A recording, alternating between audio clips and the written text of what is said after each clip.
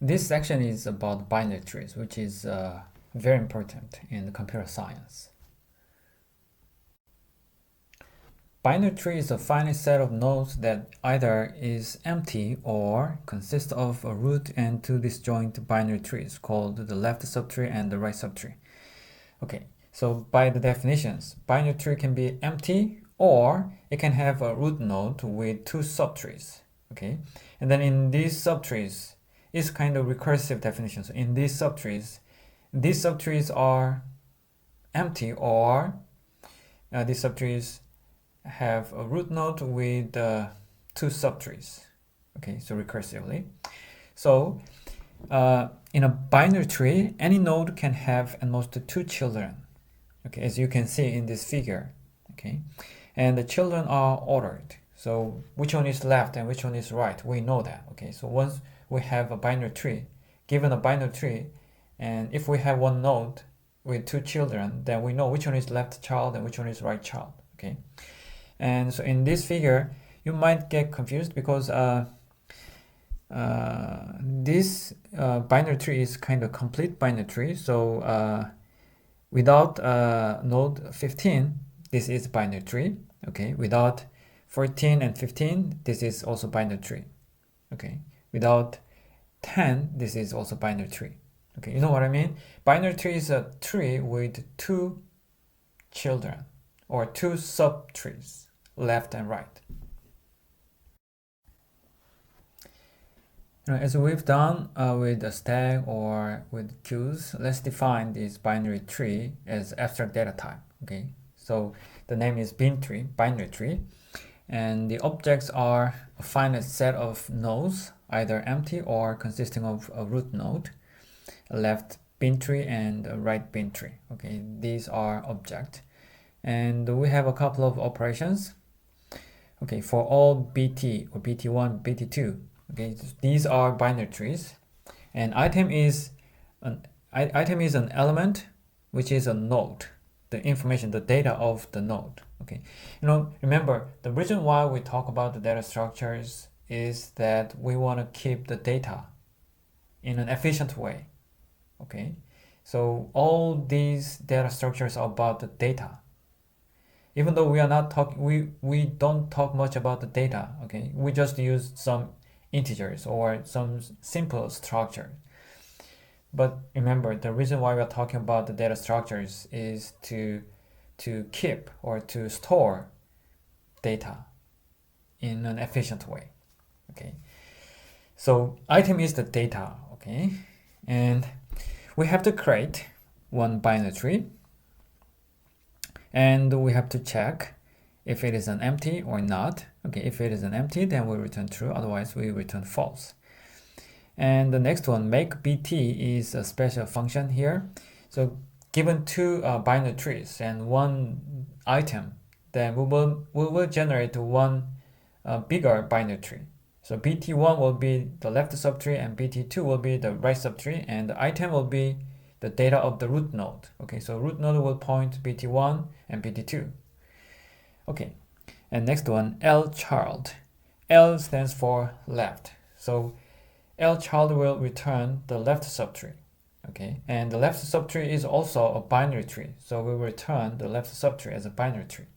Okay, if it is empty, then we'll return null, but otherwise we'll return the left subtree. And the next one, data. So BT is the parameter of these functions, and the data function will return the data in the root node.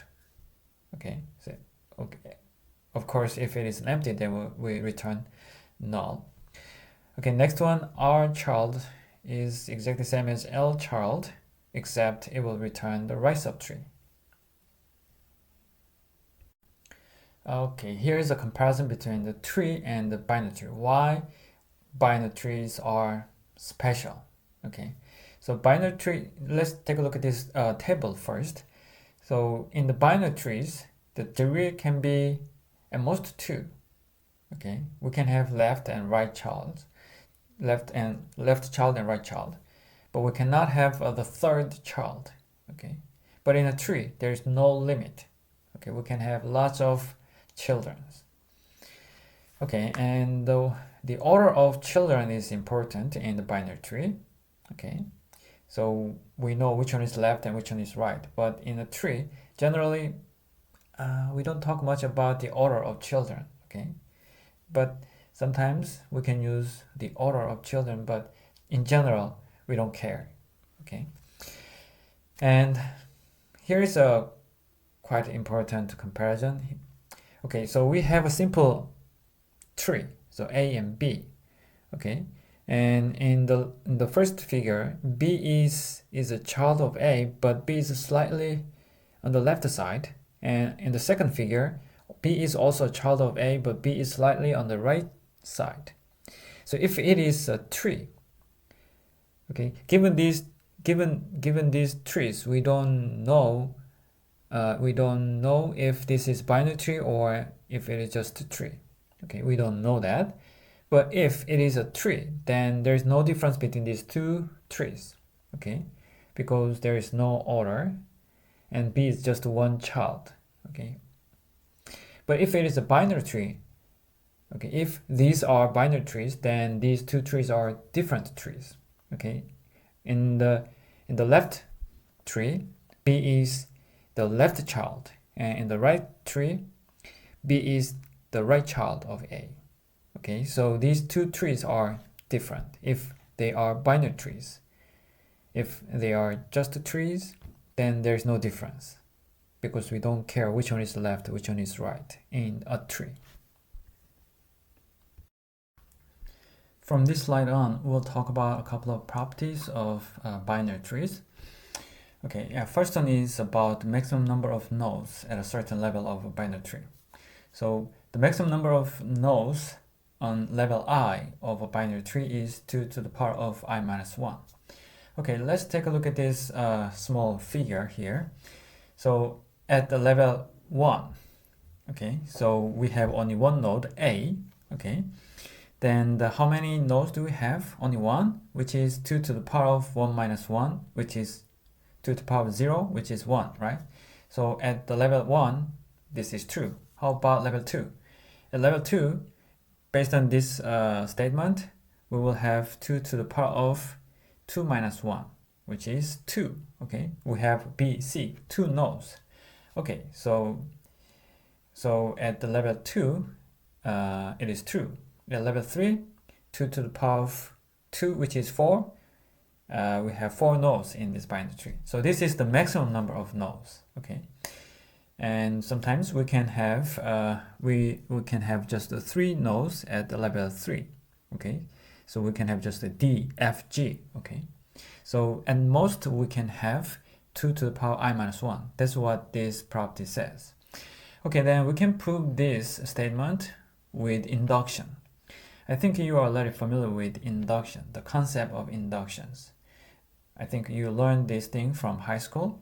Okay, so when we prove one theory based on induction, we start from an induction base. Okay, in this case, when I is 1, it is induction base case. So when I is 1, as we have checked right before, and we when I is 1, we can see that this statement is true, right? So at level 1, we have only one root node. Okay, so it's true. So induction base is true. Okay, next step is the induction hypothesis. So for all j between between 1 and I minus 1. Okay, between 1 and I minus 1. For all j, the maximum number of nodes on level j is 2 to the power of j minus 1. So we assume that this is true. Okay, this is our induction hypothesis. And then the next step is induction step. Okay, so the maximum number of nodes on level I is actually less than or equal to 2 times maximum number of nodes on level I minus 1. Okay, so think about it. In the binary tree, at most we can have any node. Okay, any node can have at most 2 children. Okay, so the maximum number of nodes on level I is less than or equal to 2 times maximum number of nodes on level I-1. Okay, so the maximum number of nodes on level I-1 is given by this induction hypothesis, which is 2 to the power I-2. So if we multiply 2, then it is 2 to the power I-1. So this is the end of the proof. So in the previous slide, we talked about the first property, which is about the maximum number of a certain level of a binary tree. And the second property is about the maximum number of nodes in a binary tree of depth k. Okay, so the number of nodes in the tree, not just on a certain level. Okay, so it is 2 to the power k minus 1. Okay, so the numbers are different. In the first property, it is 2 to the power I-1, and I-1, this expression is actually superscript. And in the second property, k is a superscript, but -1 is not a superscript. Okay, and the proof is quite simple. Okay, so since this one is the number of all nodes in a binary tree, then we will sum up all the nodes from all levels.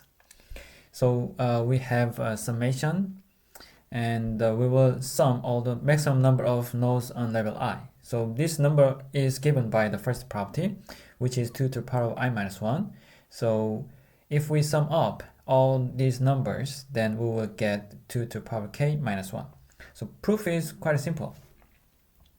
Actually, this is the end of the proof, but if you are confused with the last equal statement, then you can take a look at this simple proof here.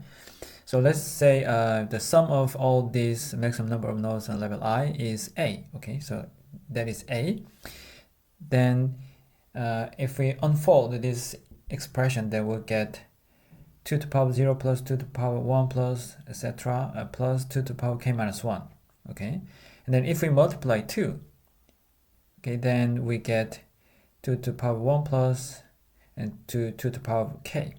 Okay, and then if we subtract the first line from the second line, then easily we can get the 2 to the power k minus 1.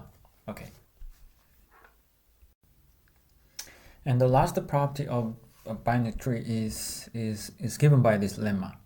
For any non-empty binary tree T, if n naught is the number of leaf nodes and n sub 2 is the number of nodes of degree 2, then n naught is n sub 2 plus 1. Okay, so what does this mean? Okay, let's take a look at this simple figure at the bottom of this slide. Okay, so n naught is the number of leaf nodes, so n naught is 3. D, F, G, these are the leaf nodes. Okay, and then what is n2? So how many nodes have 2 children? A and C, node A and node C, they have 2 children. Okay, so n sub 2 is 2. Okay, so 2 plus 1 is 3. So the number of leaf nodes can be given by the number of the nodes of degree 2 plus 1. Okay, that's what this lemma says. Okay, proof is quite simple. So n is the total number of nodes. Okay, then n is n naught plus n1 plus n2. So n naught is the total number of leaf nodes, okay, and then n1 is the number of nodes of degree 1, and n2 is the number of nodes of degree 2. Okay, basically the leaf nodes, they don't have any children. Okay, so and if one node has one, and if the degree of a node is 1, then it cannot be a leaf node because it has a child. And if the degree of the node is 2, then it cannot be a leaf node because it has 2 children. Okay, so the total number of nodes can be given by the sum of n naught and n1 and n2. Okay, so it's simple. Okay, next line. The total number of nodes can be given by the number of edges plus 1. So look at this figure one more time. How many edges do we have? 1, 2, 3, 4, 5. And how many nodes do we have? 6. Why is that? You know, A doesn't have an edge above it, okay? But B, C, D, E, F, they have one edge above it. So D has one edge to B, and B has one edge to A, C has one edge to A, and F, G, they have one edge to C.